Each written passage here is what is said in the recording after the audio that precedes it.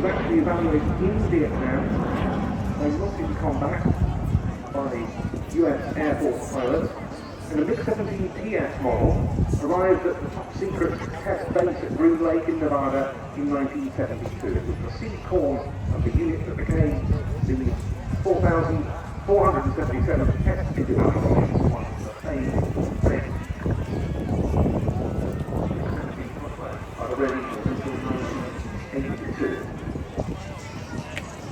The first commanding officer of that unit, Major Gale Kent, said the lessons to the F4 gun is that if he wants to fight on his 17, he can't in fact, he wrote that even from the early 19 British Hawker fighters found with the best in the air. You must have in a close-in fight.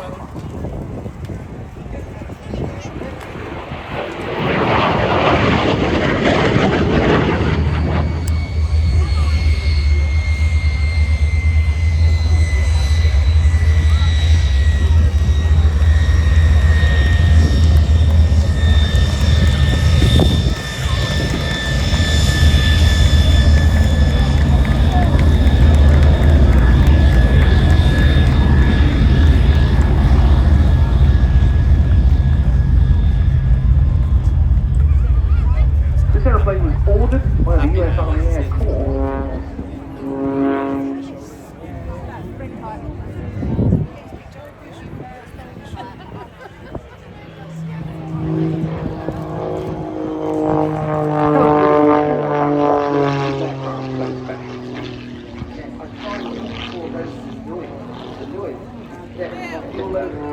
We have a total with the propeller of 2,200 pounds thrust, more thrust than weight.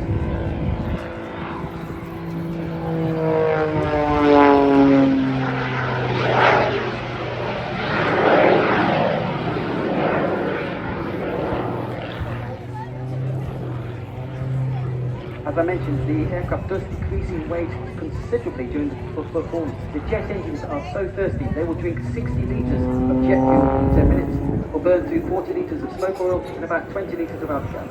So the hovering manoeuvres are much easier to obtain when the aircraft is lighter and they enter the performance. It loses weight that rapidly, consuming so much fuel.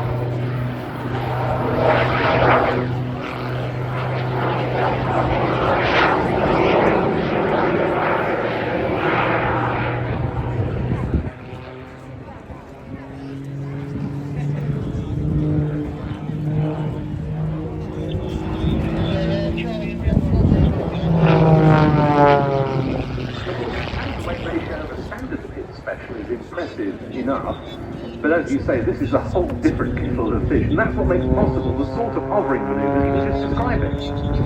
You see aerobatic aircraft that can do slight hovering, but it's not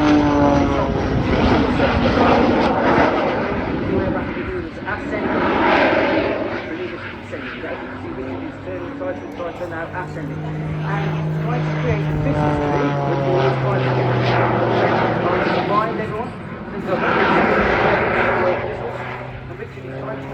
Christmas tree, and in nil wind conditions, which will drive the right up and right up and right up and right up. Star there at the top of the Christmas tree, and then it gets the aircraft into flat.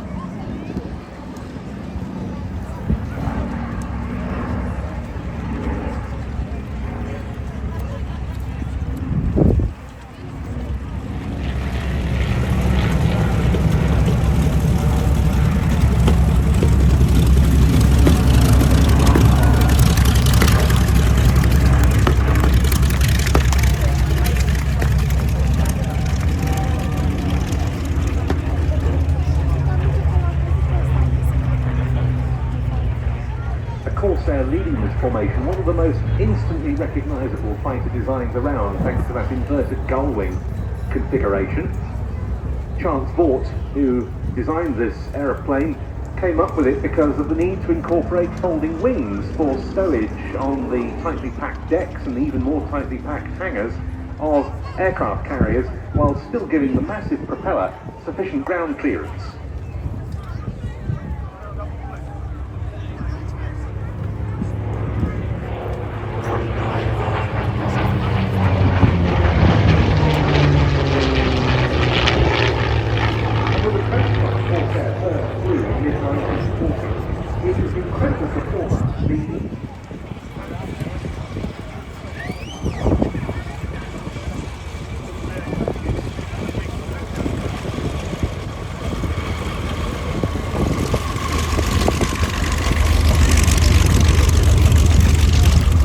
Look out, coming in at around 150 and 600 miles an hour.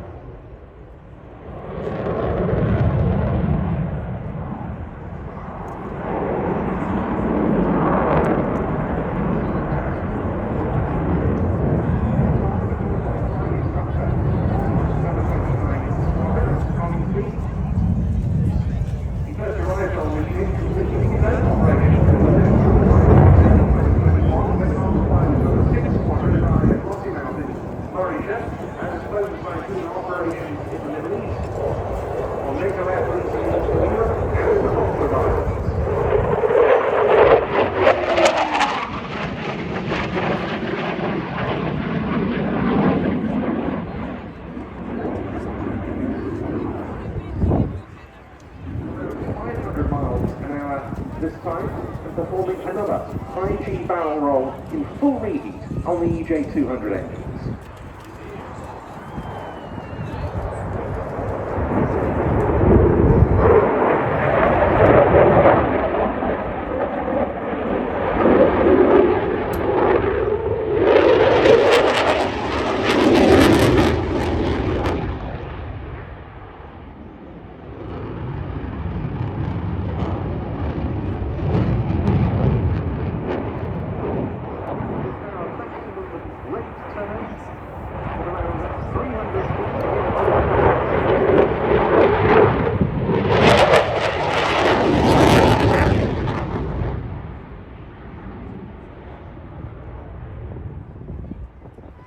It was in Libya in 2011 that the RAF Typhoon force undertook combat missions in the air-to-ground role for the first time, completing 613 operational sorties. It's very much been a pattern that's continued ever since.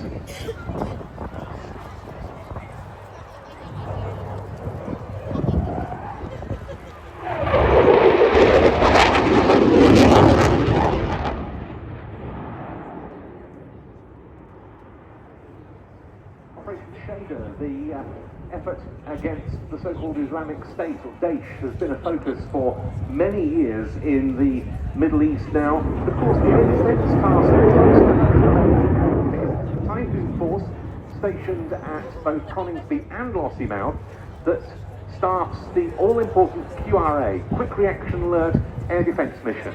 24 hours a day, 7 days a week, 365 days a year. Targets, of course, can include Russian bombers and other Russian aircraft probing the edges of Britain's airspace, but also airliners with security concerns and so forth.